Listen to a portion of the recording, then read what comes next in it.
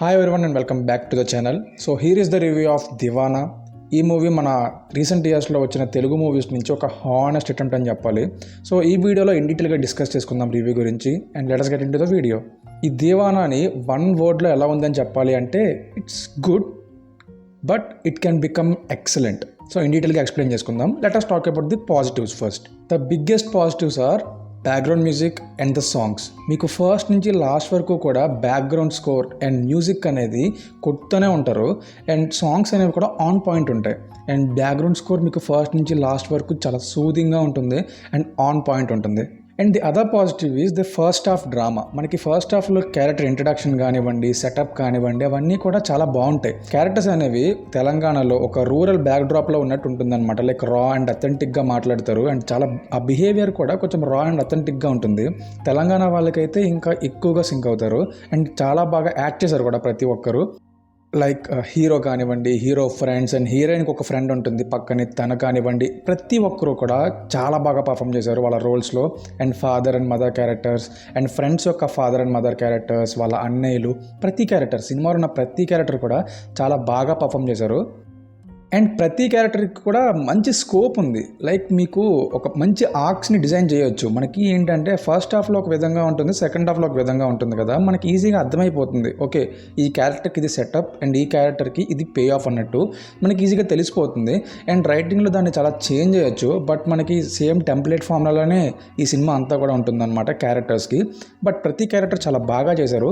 But దానికి ఇంకా ఎక్కువ స్కోప్ ఉంది, దాన్ని బాగా ఎక్స్ప్లోర్ చేయలేదు. ఈ మూవీకి బిగ్గెస్ట్ ప్లస్ పాయింట్ ఏంటి అంటే ఇంటర్వెల్ నేను మీకు షాకింగ్ అని అదేదో చెప్పను. బట్ ఈ ఇంటర్వెల్ ఏంటంటే ఒక లైక్ రీసెంట్ టైమ్స్లో వచ్చిన ఇంటర్వెల్స్లో ఒక షాకింగ్ ఫ్యాక్టర్ అనే చెప్పాలి. Like in a different way.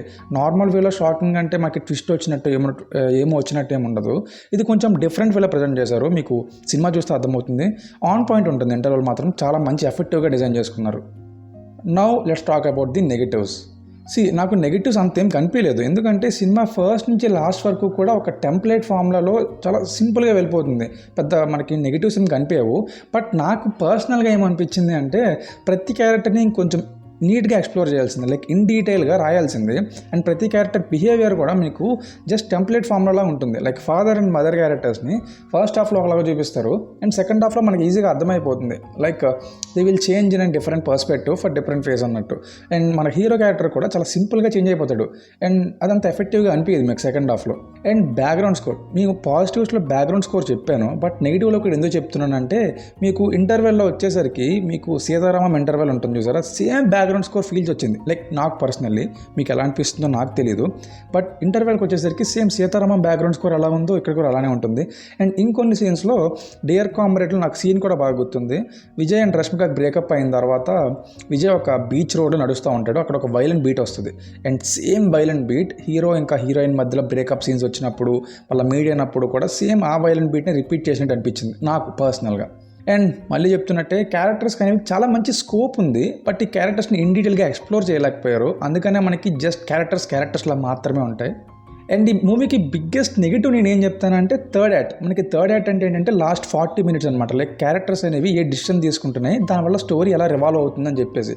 So ఈ మూవీలో థర్డ్ యాక్ట్ అనేది నాకు బిగ్గెస్ట్ లెట్ డౌన్. మనకి ఎన్నో సంవత్సరాల నుంచి వస్తున్న టెంప్లెట్ని మీరు 2026లో కూడా పెడితే ఇంకా కొత్తగా ఏమనిపిస్తుంది. ఓకే, లైక్ హీరో చాలా బాగా పర్ఫామ్ చేశాడు. బట్ ఆ థర్డ్ యాక్ట్ నుంచి సినిమా అంతా కూడా కంప్లీట్గా లెట్ డౌన్ అయిపోయింది అన్న ఫీలింగ్. మీరు ఇన్ డీటెయిల్గా క్యారెక్టరైజేషన్ ఎక్స్ప్లోర్ చేయొచ్చు. లైక్ ఆ హీరోయిన్కి ఇంకా హీరోకి మధ్యలో సీన్స్ పెట్టి చాలా డీటెయిల్గా మనం ఇంకా ఇన్ డీటెయిల్గా ఎక్స్ప్లోర్ చేసినట్టయితే సినిమా ఇంకొంచెం ఎఫెక్టివ్ వేలో ఉండేది. బట్ థర్డ్ యాక్ట్లో మనకి ఆ పాయింట్ తీసుకురావడం వల్ల అది నాకు అంత ఎఫెక్టివ్గా అనిపించలేదు. మీకు సినిమా చూస్తే అర్థమవుతుంది థర్డ్ యాక్ట్ అంటే ఏంటో. అండ్ పేరెంట్స్ ఎపిసోడ్, మనకి పేరెంట్స్ ఎపిసోడ్ ఏంటంటే చాలా ఎమోషనల్గా డిజైన్ చేసుకున్నారు. బట్ ఆ ఎమోషనల్గా డిజైన్ చేసినప్పుడు మనకి ఫస్ట్ హాఫ్ నుంచి సెకండ్ హాఫ్ ఆ పేరెంట్స్ అనేది క్యారెక్టరైజేషన్ గ్రోత్ ఉండాలి. మనకి పేరెంట్స్ అనేవాళ్ళు ఫస్ట్ హాఫ్లో ఒకసారి వస్తారు అండ్ సెకండ్ హాఫ్లో ఒకసారి వస్తారు. అండ్ మనకి పేరెంట్స్ గ్రోత్ అనేది, ఆ పేరెంట్ క్యారెక్టరైజేషన్ అనేది మనకి ఇన్ డీటెయిల్గా ఉండదు. జస్ట్ పేరెంట్స్ అంటే పేరెంట్స్లా మాత్రమే ఉంటారు, ఎమోషనల్ సీన్ అంటే ఎమోషనల్ సీన్లా మాత్రమే ఉంటుంది. ఇది ఇన్ డీటెయిల్గా మనకి డిజైన్ చేసుకోవాల్సిందే. It's a big let down అని చెప్తాను. నిజం చెప్పాలంటే చాలా ఎఫెక్టివ్గా చూపించవచ్చు ఆ పేరెంట్స్ క్యారెక్టరైజేషన్ కానివ్వండి, హీరో ఇంకా హీరో ఫ్రెండ్స్ని అందరినీ, కానీ చాలా సింపుల్ వేలో చూపించారు. And that's all for the review. So positives and negatives చెప్పాను. If you want to try ఖచ్చితంగా చూడండి. If you want to try కాదు, పక్కా చూడండి. ఎందుకంటే రీసెంట్ టైమ్స్లో తెలుగు నుంచి వచ్చిన one of the best film అని చెప్పాలి. ఇంటర్వెల్ చాలా బాగుంటుంది. చాలా బాగుంటుంది. అండ్ ఇంకొక పాయింట్ మర్చిపోయా, హీరో ఆయన పేరు హర్షిత్ రెడ్డి అనుకుంటా. He has a very good future man. తను జీవించేసాడని చెప్పాలి. ఫస్ట్ నుంచి లాస్ట్ వరకు సినిమా తన మీద ఉంటుంది. I think he has a very good scope in future films. ఈగలీ waiting for him. Subscribe if you enjoy it and see you in the next video.